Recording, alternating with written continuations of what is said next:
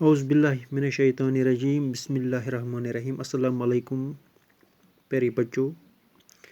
آج میں آپ کو جو ٹاپک ڈسکس کرنے والا ہوں وہ ہے subsidiary alliance. Chapter number 2 from trade to treasury, class 8.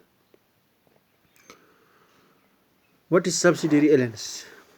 The subsidiary alliance system was started by Lord Wellesley in 1798 AD. He wanted to expand the British Empire in India and to make the company very powerful. It was possible only if all the native rulers and Nawabs were made powerless. He took advantages of the subsidiary alliance system and brought many native rulers under the British control. پیارے بچوں, British لوگوں نے کیا کیا English Kings کے ساتھ ایک agreement پیش کیا کہ اگر باہر سے کوئی حملہ ہوتا ہے تو ہم اپنا فوج, ہم اپنی آرمی کو یوز کریں گے, لیکن اس کے لیے ہمیں کوئی رائٹ چاہیے, جیسے ٹریڈنگ رائٹس, تجارتی حقوق لے لیے وغیرہ وغیرہ. ایک طرح سے برٹش کمپنی جو ہے وہ انڈین کنگز کو پپیٹ بنا رہے تھے, انگلش کنگز کو پپیٹ بنا رہے تھے.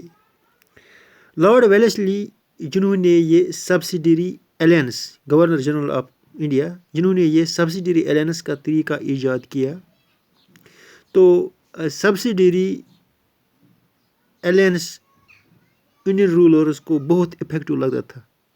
تو سبسڈیری الائنس انڈین رولرز کو بہت افیکٹو لگتا تھا کیونکہ انہیں لگتا تھا کہ ہمیں پاورفل کاؤنٹر پارٹ مل گیا ہے, کیونکہ انڈین رولرز کو لگتا تھا کہ ہمیں پاورفل کاؤنٹر پارٹ مل گیا ہے جو دوسرے رولرز ہیں ہماری مدد کرے گا. لیکن ان کے پیچھے جو چھپے ہوئے یعنی ہڈن فیکٹس تھے اس کو سمجھتے ہیں. یعنی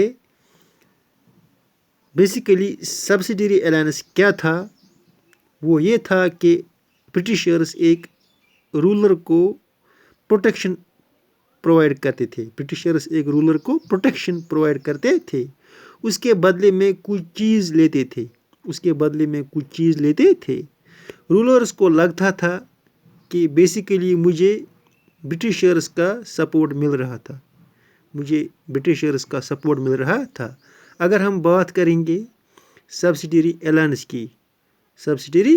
کی تو اس میں برٹشرز نے کچھ پوائنٹس رکھے تھے. Some terms and conditions. First is, he had to accept the supremacy of the company. He was not allowed to make war or any treaty with any other ruler without the permission of the company. Second is, he had to keep a battalion of the English army in his state for his safety and he had to pay its expenses to the British.